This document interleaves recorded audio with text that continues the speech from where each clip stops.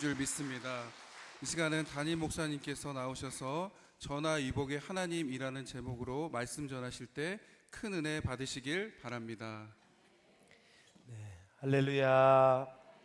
여러분 모두를 주의 이름으로 축복합니다. 여러분 사람과 기쁘게 인사하겠습니다. 오늘도 하나님의 음성을 들읍시다. 우리 시온성가대 우리 김경돈 집사님, 김기은 집사님 반갑습니다. 질병의 세력을 이렇게 이겨 나가시면서 이렇게 찬양하는 모습 너무 감사하고, 우리 김경동 집사님은 헬기를 30년 동안 무사고로 해서 이렇게 운행하는 사람인데 아주 더 멋져 보이네. 찬양을 하니까 헬기에 있을 때보다 지금이 더 멋져 보여요. 귀한 가정, 힘들고 어려운 일이 있는데 다 이제 극복해 가면서 하나님께 찬양하는 모습이 얼마나 감사한지, 찬양 중에 또 나머지 모든 질병도 치료해 주실 줄로 믿습니다. 온 교회에 깨어 일어나는 놀라운 이 찬양 얼마나 은혜가 됩니까? 우리 시온성가대 박수로 격려하며 이루하겠습니다. 감사합니다. 감사합니다. 네, 한번 따라서 하시죠. 전화위복의 하나님. 자, 오늘 본문에 보면 성교의 무대가 예루살렘에서 사마리아로 옮겨지는 것을 볼 수가 있습니다. 자, 우리 예수님이 부활하신 이후에 승천하시기 직전에 우리에게 하신 귀한 말씀이 있죠. 너무나 잘 알고 암송하는 말씀인데 같이 봅니다. 시작. 오직 성령이 너희에게 임하시면 너희가 권능을 받고 예루살렘과 온 유대와 사마리아와 땅끝까지 이르러 내 증인이 되리라 하시니라. 아멘. 만약에 예루살렘에 핍박과 박해가 없었다면 과연 어떻게 되었을까? 분명히 기독교는 아마 예루살렘에 안주하려고 했을 것입니다. 예루살렘 사람들끼리만 모이자, 예수 믿어라. 그리고 나서 이방 사람들에게는 복음을 전하는 것을 아마 까맣게 잊어버릴 수도 있겠다. 사람은 경제적으로 또 자녀들이 잘 되어지고 경제적으로 안정이 되어지면 안주를 하려 그래요. 안주. 그리고 나이가 먹으면 새로운 도전을 하기가 힘이 듭니다. 모든 것이 무섭고 두렵고 떨리는 마음이 많이 있습니다. 그래서 젊으실 때 일을 저질러라 하는 말이 있죠. 이 예루살렘에 이제 강력한 성령의 기름 부으심과 오순절 마가의 다람병에 내렸던 성령으로 인해서 120문도가 성령이 불을 받았죠. 그래서 이제 사도들이 힘있게 복음을 전해서 대표적인 수제자 베드로가 말씀을 전할 때마다 3,000명, 5,000명이 회개하고 돌아왔어요. 그래서 어마어마한 부흥의 역사가 일어났어요. 일어나니까 우리 주님이 이제 보시는 거예요. 어지간히 예루살렘에서 고만하고 좀 사마리아도 가고 좀 다른 지역으로 와서 복음을 전했으면 좋겠는데 아무리 기다려도 예루살렘에서 벗어나지 않고 거기 안주하고 있는 거예요.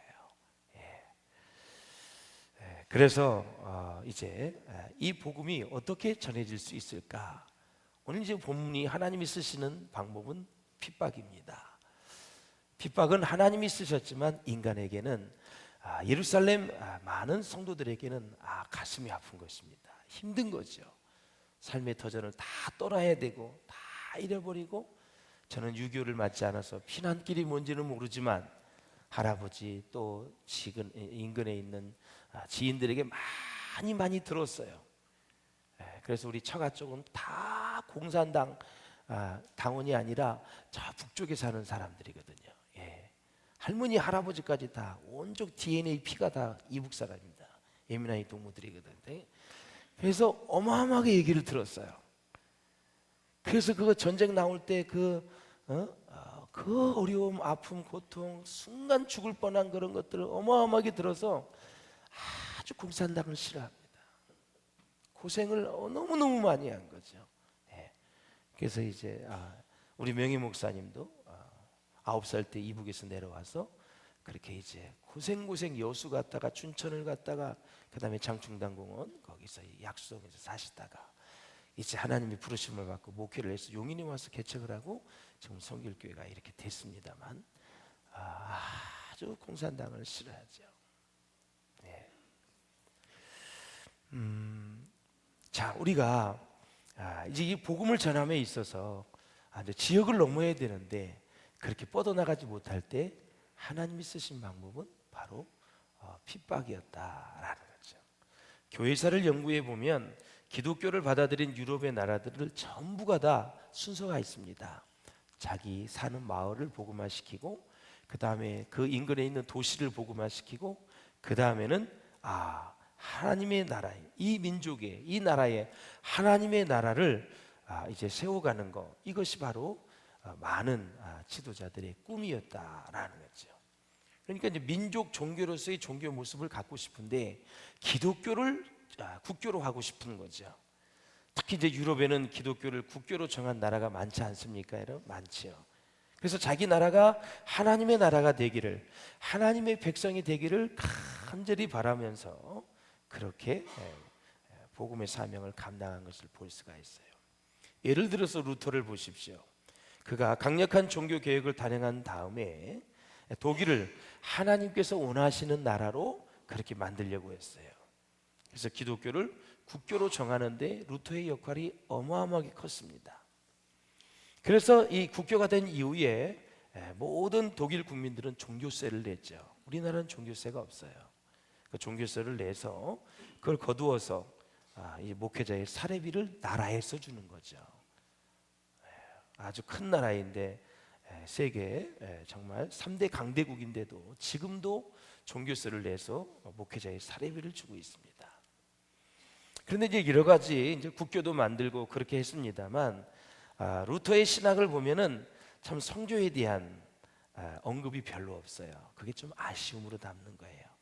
우리 마을, 우리 도시, 우리 나라 이렇게 쫙 자기 나라를 국교로 뭐 기독교를 만드는데 애를 썼지만 루터의 신학에는 성교가 거의 없다시피 합니다. 내 민족, 내 나라만 이렇게 생각을 하는 거죠. 칼빈은 어떻습니까? 이 스위스 제네바에서 하나님의 나라를 건설하려는, 하나님의 나라를 이루려는 그러한 노력을 엄청나게 했죠. 영국도 마찬가지요. 바로 로마도 마찬가지. 로마도 이제 국교가 되지 않았습니까? 기독교가.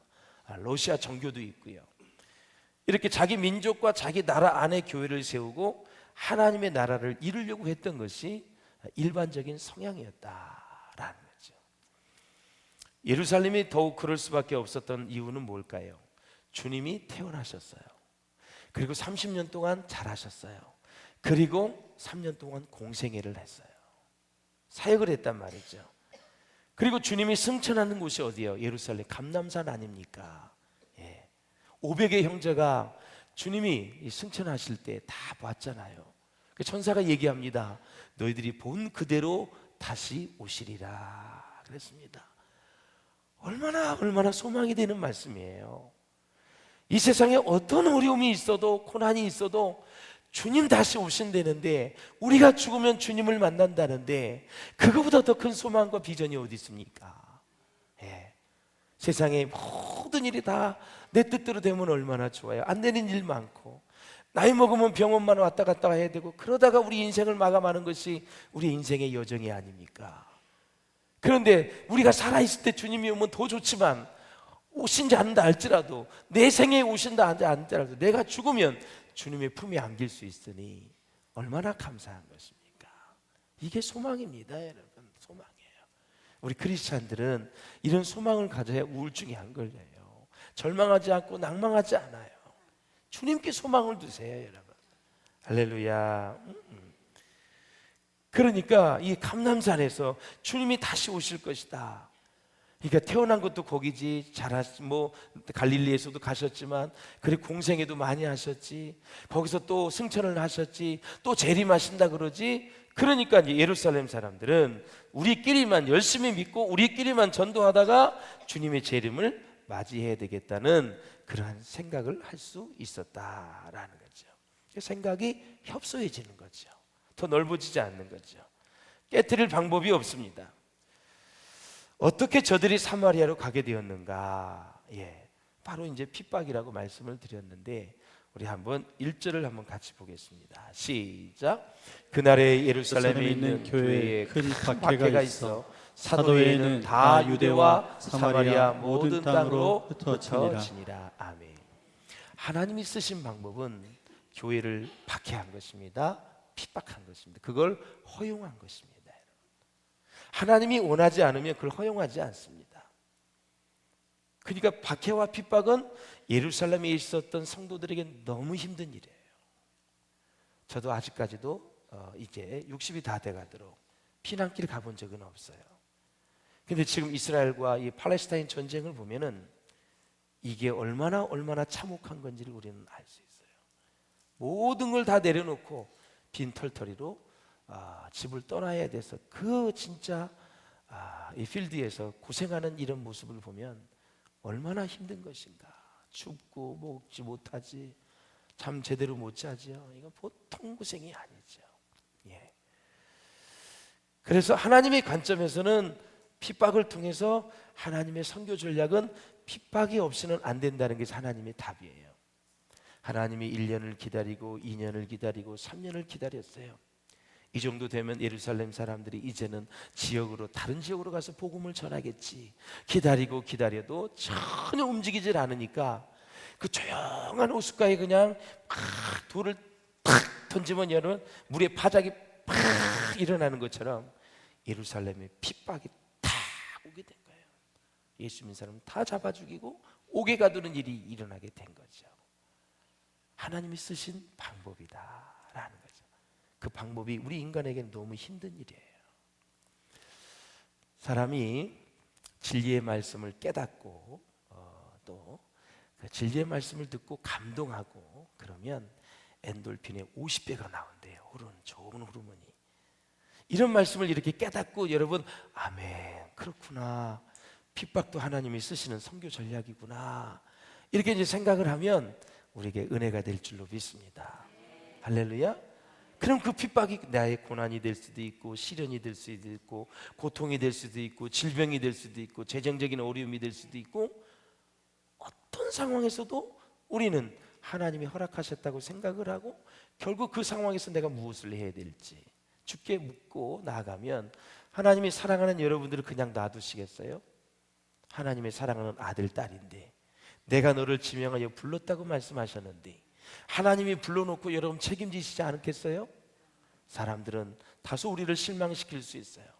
결혼해도 믿고 결혼했던 배우자들도 나를 실망시킬 수 있지만 하나님은 불러놓으시고 우리를 후회하심이 없다 그랬어요. 하나님이 부르시면 후회하심이 없다 그랬어요. 그 얘기는 뭐냐면 하나님 불러놓고 그냥 내팽개치는 분이 아니라 끝까지 책임을 져주신다라는 거예요. 하나님만 의지하면, 하나님만 바라보면, 주님 안에 있으면, 주님 앞에서 기도하면 하나님은 그 영혼을 끝까지 책임져 주신다라는 거예요.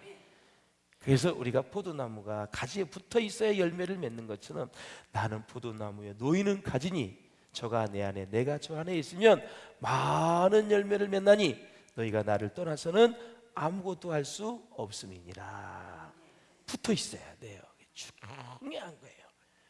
요즘에 젊은이들이 경제적으로 어려우니까 캥거루 가족이 많다 그랬죠. 부모님 밑에서 같이 이렇게 기거하는 거. 뭐 캥거루가 됐든 뭐가 됐든 같이 살 때 복음만 있으면, 말씀만 있으면 행복한 거예요. 목적이 그게 된다 할지라도, 경제적으로 어렵다 할지라도 같이 함께하는 건 참 좋은 거예요. 사랑하는 여러분, 그래서 핍박이 일어나. 그런데 다른 데는 몰라도 사마리아야. 사마리아는 진짜 더럽혀진 그런 땅으로 여기고 있었고 가고 싶지 않고 아수르가 지배를 했을 때 혼혈 정책 때문에 다 거긴 돌아가는 그런 지역이었어요. 진짜 유대 사람이 그 땅을 밟고 싶지 않는 그런 땅인데 하나님이 그쪽으로도 내보내요. 참 피난길도 힘들고 핍박도 받아서 힘들고 막 가족이 죽어가고 막 이런데 진짜 가기 싫은 곳으로 또 그쪽으로 가게 되었다라는 거죠. 하나님이 왜 사마리아로 나를 보냈을까? 하나님께서 왜 우리를 여기로 보내셨을까? 왜 이렇게 핍박을 심해서 내가 가고 싶지 않는 땅 사마리아로 오게 되었을까? 단 하나, 하나님은 이방인의 영혼들을 사랑하기 때문에 그들에게 복음을 전하라고, 그들을 구원하고 싶어서 하나님이 보냈다라는 거죠. 성경에 보면 피난길에 사마리아 가서 야 1년만 벌어서 집 사자, 10년만 벌어서 뭐 집을 더 넓히자, 2년 3년 벌어서 차를 사자, 주식을 사자, 부동산을 사자, 이런 얘기 하나도 없어요. 빈털터리인데 사마리아 땅에 가서 그들이 한 일은 복음을 전하는 일이었다. 그래서요, 생명도 그 당시에 수명이 굉장히 짧았다 그래요. 잘 못 먹고 환경이 열악하고 그래가지고 수명이 전반적으로 다 짧았다. 그 짧은 세월에 그들이 했던 것은 바로 복음을 전하는 일을 게을리하지 않았다라는 거죠. 사랑하는 여러분, 저와 여러분을 우리 비전교회에 왜 보내셨을까요? 대한민국에는 한 52,500교회가 있어요. 용인에는 1,400교회가 있어요. 그 많은 교회 중에 저와 여러분을 왜 비전교회에 보내셨을까요? 여러분이 할 일이 있으셔서 보낸 줄로 믿습니다. 우리 인생은 구원과 사명입니다. 인생의 두 개 날개 중에 하나님이 우리를 구원하시기 위해서 부르셨고, 우리를 하여금 일하시기 위해서 사명 감당하라고 우리를 교회로 불러주신 줄로 믿습니다. 할렐루야. 하버드 대학에서도 분석을 했잖아요. 거의 70년 동안 분석을 했어요. 도대체 인생을 행복하게 하는 게 뭐냐. 그래서 계속 900명을 추적해서 70년 동안 연구를 했는데 거기에 딱 한 가지가 뭐냐, 서비스, 바로 봉사입니다. 그리고 헌신입니다. 이 두 가지가 인생을 행복하게 한다라는 거죠. 사회에서도 여러분 봉사 열심히 하시고 교회에서 사역도 열심히 하시고요. 그래서 봉사가 그렇게 중요하다 이게. 봉사를 하면 사람이 자꾸 이타적으로 바뀐다 이거죠. 나만 생각하는 것이 아니라 이기적인 마음이 자꾸 기경이 되어져서 부드러운 마음이 되어져서 다른 사람을 위해서 배려하고 사는 그러한 인품으로 바뀌어져서 내가 행복할 수밖에 없다라는. 나를 왜 비전교회를 보내셨는가? 나를 왜 김씨 가문으로 보내주셨는가? 그 가문에 여러분 선교사로 간 거예요. 왜 하나님이 나는 신씨 가문에서 태어나게 했는가? 다 믿지 않았는데 제가 제일 먼저 믿었어요. 그래서 많은 분들이 지금 예수를 믿고 있고 주의 종들도 많이 나오게 되었고, 여러분들은 왜 그 직장에 가게 했는가? 왜 그 학교에 가게 하셨는가? 여러분은 왜 이씨 가문에 시집을 가게 하고 장가를 가고 그렇게 하셨는가? 하나님의 보내심이거든요.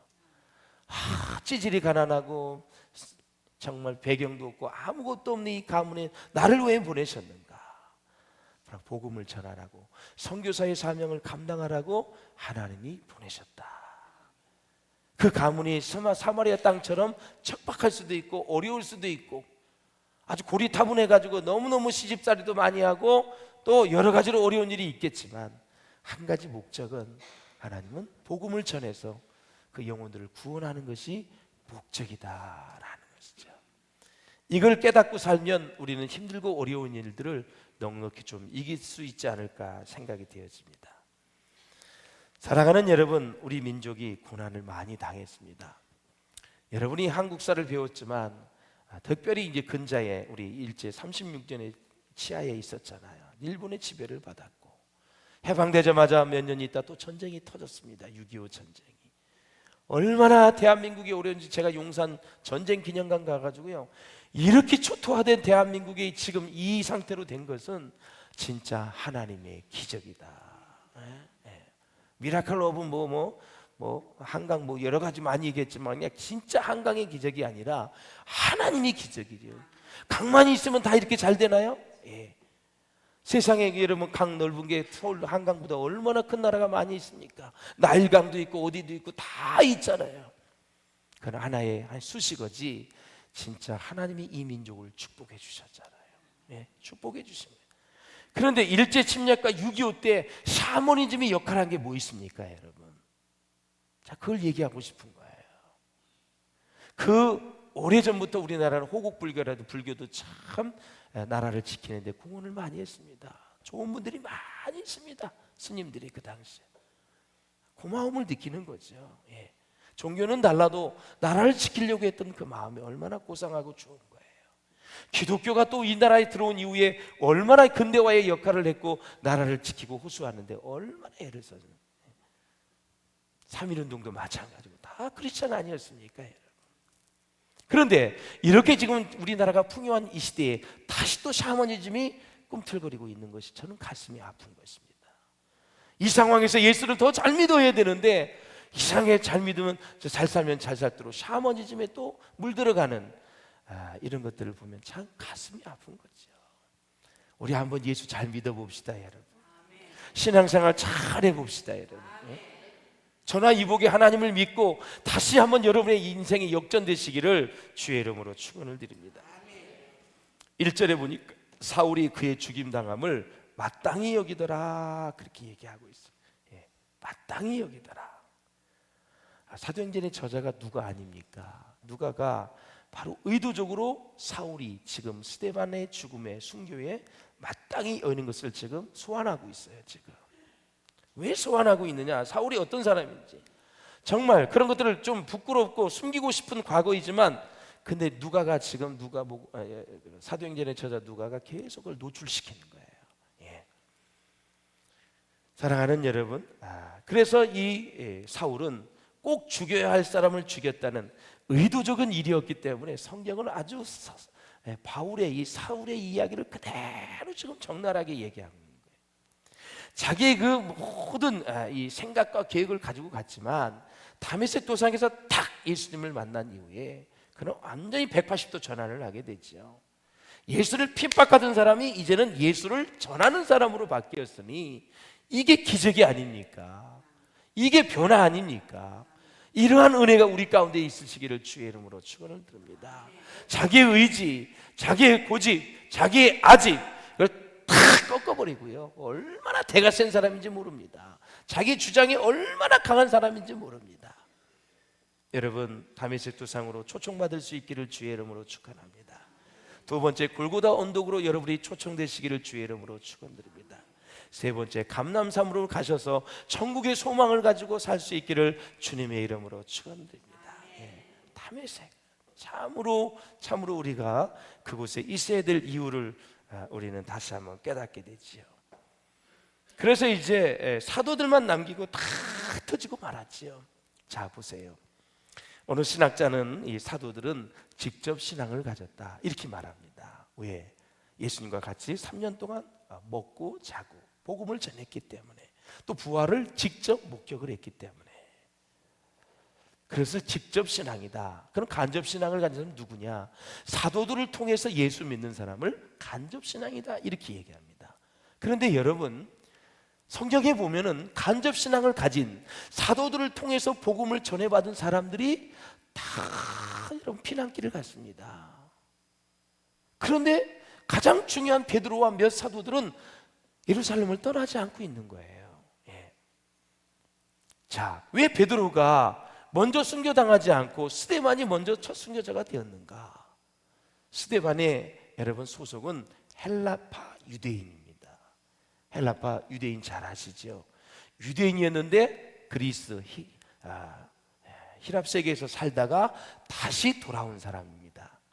당시에 헬라파 유대인들은 다 지성인 축에 드는 사람들이라 그래요. 그래서 그들이 당시에 공격의 목표였다. 그런데 이 보수적 유대인들, 정통 유대인들은 이 베드로가 정통 유대인 아닙니까? 야고보, 요한 다 정통 유대인입니다. 정통 유대인이라고 그들을 핍박의 대상에서 제외시킨 거예요. 먼저 죽였어야 되는데 그러니까 사도들은 남아 있었다라는 거죠. 참 예수님의 12명의 제자가 있었는데요.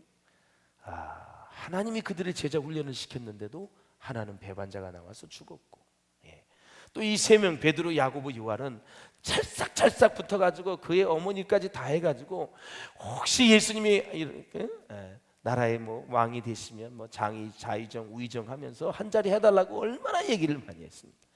인간사 사람이 모이는 곳에는 서열이 있습니다. 다 어디 가나 질서가 있기 때문에 베드로, 야고보, 요한은 예수님께 딱 달라붙어 있었던 그 세 사람이거든요. 여러분들 어디를 가나 주님께 다 달라붙어 있기를 바라요. 주님께 가까이 갈 수 있기를 바라요. 항상 구경꾼이 되지 마시고 여러분 적극적으로 일꾼이 될 수 있기를 주의 이름으로 축원을 드립니다. 하나님 나라에 있어서는 진짜 일꾼이 되셔야 돼요. 구경꾼 되면 안 돼요. 그래서 이제 2절에 보면은 경건한 사람들이 시다만을 장사하고 위하여 크게 울었다고 얘기하고 있거든요.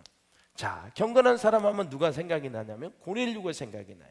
바로 다음 장에 있는 다다음 장에 10장이 나오잖아요. 사도행전. 경건이 무엇이냐? 경건이란 모든 일에서 하나님을 두려워하는 마음입니다. 두려워하는 마음. 사람을 대하면서도 하나님을 생각하는 사람이 경건한 사람입니다. 그리고 가정일이든 직장일이든 교회일이든 사업이든 모든 사람을 대하면서도 하나님을 생각하고 하나님을 두려워하는 사람이 진짜 경건한 사람이다. 그래서 모든 일에서 언제나 하나님을 먼저 생각하고, 그래서 수직적인 관계, 하나님과의 관계를 크게 여기고 수평적인 관계, 인간과의 관계를 작게 여기는 이 같은 사람들을 바로 경건이다. 우리가 진짜 경건한 삶을 살아가면 하나님이 크게 보이고, 그렇죠? 사람은 작게 보입니다. 그러나 그렇지 못할 때는 사람이 크게 보이고 하나님은 작게 보이는 것입니다. 믿음이 정말 충만하고 성령이 충만할 때는 하나님이 진짜 크게 보이죠. 못할 것이 없는 거예요. 믿음 떨어지고 자꾸 이러면 자꾸 두려움이 생기고 그러는 것입니다. 그것이 여러분의 영적인 현주소입니다. 그래서 사람은 믿음만큼만 사는 거예요. 할렐루야. 더 이상도 이하도 없어요. 믿음만큼만 사는 거예요. 영성은 그래서 속일 수가 없는 거예요. 아무리 입으로 떠들어봤자 어떤 이 사건이 딱 부닥쳤을 때 거기에 그 사람이 반응을 보면 그 사람 믿음이 딱 측정이 되는 거예요. 무리하게 밀어붙일 필요가 없어요. 그런 사람들은 이렇게 피해가는 것이 좋은 거예요. 하나님의 나라의 일은 믿음 있는 사람과 일을 하는 거예요. 할렐루야. 하나님의 나라는 말에 있지 않고 능력이 있다 말씀하셨기 때문에 능력을 가지고 하나님을 신뢰하는 사람과 하나님의 일을 하는 거예요. 그래서 경건이 바로 거기에서 나오는 거예요. 그래서 사람만 자꾸 생각하는 사람은 예배 중에도 기도하고 예배하는 것보다 옆에 누가 앉았나 이런 신경을 많이 써요. 남들이 나를 예쁘게 보나 안 보나 신경을 써요. 예배를 드리는 중에도 막 거울을 보고 집중을 못해요. 왜? 사람에게만 신경을 쓰는 사람입니다. 예배 후에 나갈 때 악수를 해야 되나 말아야 되나 그런 거 신경을 써요.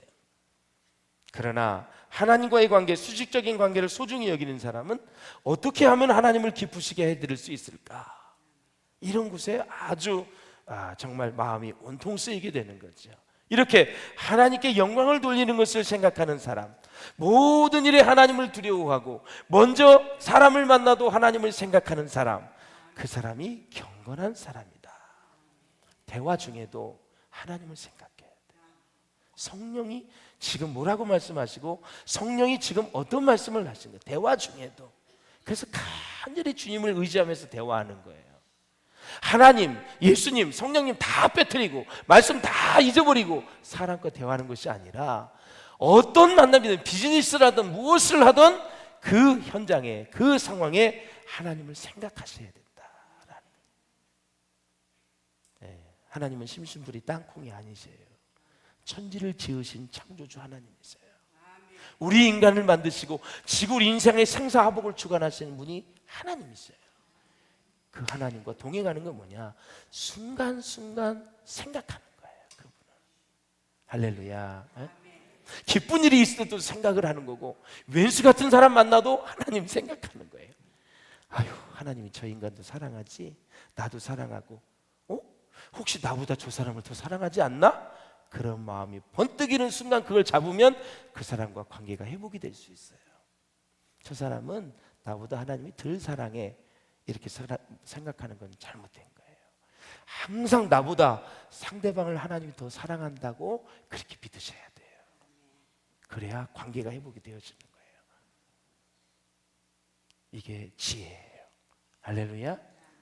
그러면 생각이 바뀌어지게 되어 있어요. 그러면 이제 고넬료를 한번 보십시다. 고넬료는 경건한 사람이라 그랬는데 늘 제가 말씀을 드렸지만 그 고넬료의 기도와 구제를 들었고 기억한다. 기도는 하나님께 하는 거잖아요. 구제는 사람에게 하는 거잖아요. 그러니까 하나님을 더 우선하고, 그렇죠? 그리고 이웃을 너무나 균형 잡힌 삶이에요. 구제도 하고 기도도 하고 기도도 하고 구제도 하고. 하나님이 이 고넬료를 많이 칭찬하셨어요. 우리 비전교회 성도들이 이 설교 말씀을 듣는 시청자들이 정말 하나님께 기도하고 구제하는 귀한 균형 잡힌 신앙생활이 될 수 있기를 주의 이름으로 축원을 드립니다. 자, 보세요. 이제 스데반이 여러 가지 이제 상황에서 이제 순교를 당했는데 많은 사람들이 울고 있었잖아요. 누가복음에 뭐라고 말했는지 한번 봅시다. 23장 28절 누가복음 같이 읽어봐요. 시작. 예루살렘의 딸들아 나를 위하여 울지 말고 너와 너희 자녀를 위하여 울라 그랬습니다. 참 스데반도 가장 귀한 인생을 살았고 고귀한 이제 죽음을 맞이했는데 울었어요. 그 울음은 정말 사람이 정이 들고 사랑하는 사람이었기 때문에 우는 거죠. 당연한 거죠.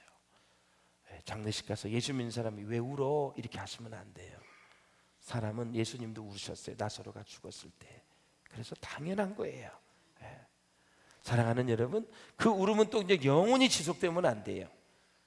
우리가 이제 일단 울음을 그치고 나서 우리 한번 생각을 해보는 거죠.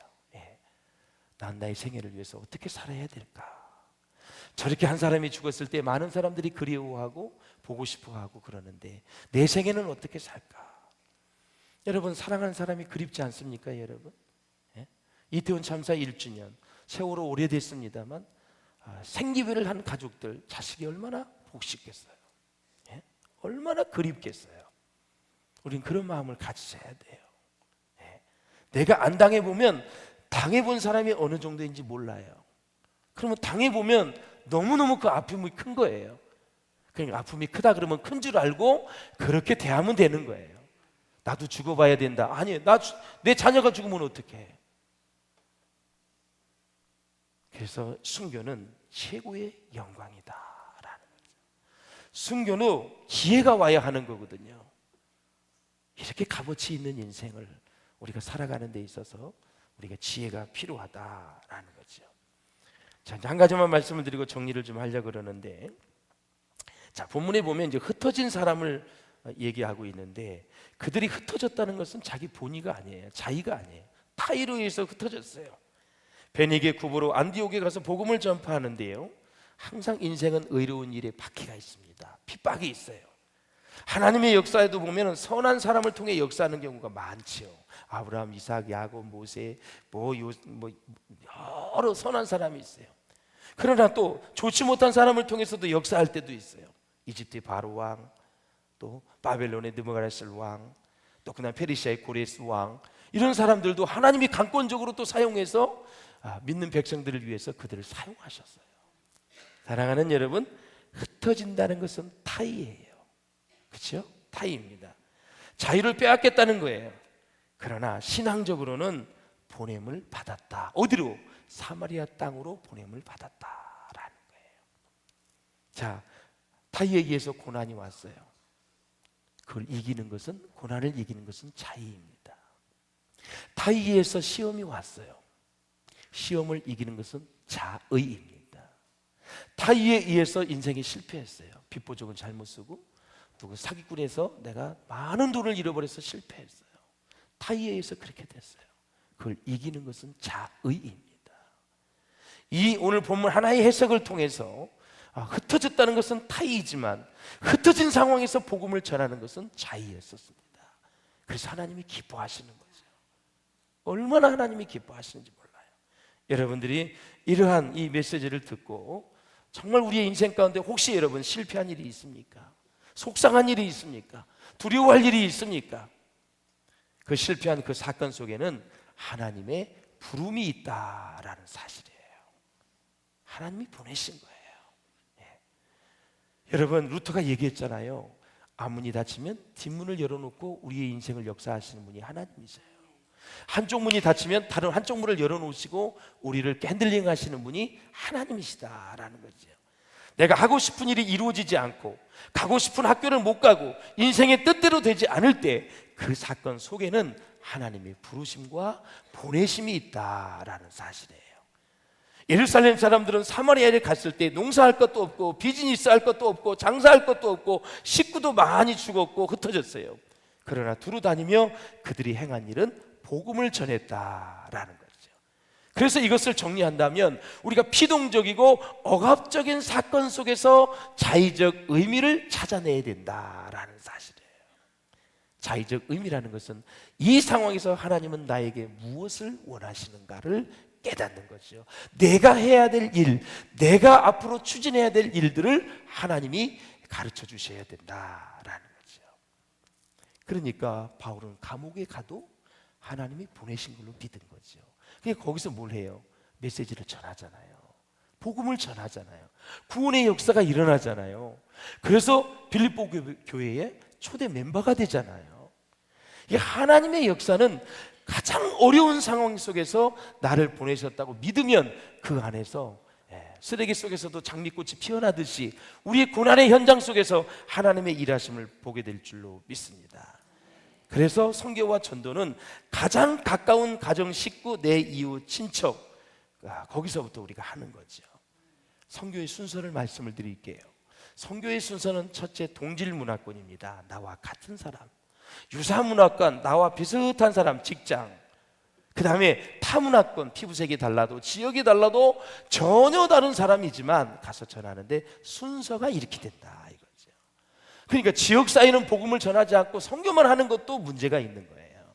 지역사회를 내 가까이 있는 사람, 유사한 사람, 직장, 가정, 가문, 이웃집 열심히 하고 그 다음에 우리 청년들이 내년 1월 달에 스리랑카 가는 것처럼 인종이 다른 쪽도 전달을 하는 거예요. 그래서 순서를 우리가 잘 지키면 혼란스럽지 않고 열심히 우리가 가까이 있는 사람에게 복음을 전할 수 있다라는 거죠. 이제 사마리아 땅을 사람들이 가기 싫어하니까 예수님이 요한복음에서 말씀하셨잖아요. 사마리아 여인, 남편이 5명이 있는 사마리아 여인을 만나주시고 정말 가장 부끄러운 여인에게 전도를 하는 예수님. 그 다음에 한 강도를 만난 사람이 있었는데 제사장도 지나가고 레인도 지나갔지만 선한 사마리아 사람이 그 사람의 모든 강도에게 맞은 그런 모든 상처가 나고 또 병원비가 필요한데 그거 다 대주고 더 필요하면 다시 와서 그걸 갚아주겠다고 얘기하잖아요. 왜 예수님이 의도적으로 사마리아 여인과 또 선한 사마리아 사람을 통해서 사마리아 사람도 복음을 들어야 되고 구원받아야 되고 하나님의 자녀여야 된다는 것을 예수님을 통해서 가르쳐 주셨잖아요. 그러니까 가기 싫은 곳, 만나기 싫은 사람, 그런 사람이 있거들랑 이곳이 사마리아 땅이다 생각을 하고 여러분들이 사람을 넘어설 수 있기를 바라고 환경을 극복하여 복음을 전하는 저와 여러분 될 수 있기를 주님의 이름으로 축원을 드립니다. 예수님이 문둥병을 치료해 줬을 때도요 딱 한 명만 감사했는데 그 사람도 사마리아 사람이에요. 왜 이렇게 자꾸 부각을 시키느냐? 너무너무 많은 사람들이 가기 싫어하니까 하나님 지금 제자들에게 철저하게 훈련을 시키는 거예요. 그 중에 이제 대표적인 사람이 빌립이죠. 빌립이 가서 복음을 전하니까 거기에 어떤 역사가 일어나요? 우리 7절에 보니까 많은 사람에게 붙었던 더러운 귀신이 다 소리를 지르고 나가고 또 많은 중풍병자와 못 걷는 사람들이 걷게 되었다. 기적이 일어난 거죠. 그래서 사마리아 성에 큰 기쁨이 있더라 그랬어요. 이러한 은혜가 우리 가운데 있기를 주의 이름으로 축원합니다. 더러운 귀신들이 떠나가게 될 줄로 믿습니다. 중풍병자와 모든 질병의 세력이 떠나갈 줄로 믿습니다. 할렐루야. 인생의 문제가 해결될 줄로 믿습니다. 여러분 인생 가운데 전화위복의 하나님을 여러분의 삶의 현장에서 경험하시고 그 하나님께 영광을 돌리셔서 평생을 나가도록 하나님이 여러분의 삶을 이끌어 주시는 위대한 생애가 될 수 있기를 주의 이름으로 축원합니다. 기도하시겠습니다. 우리 기도하실 때 하나님이 쓰시는 선교 전략은 핍박이었습니다.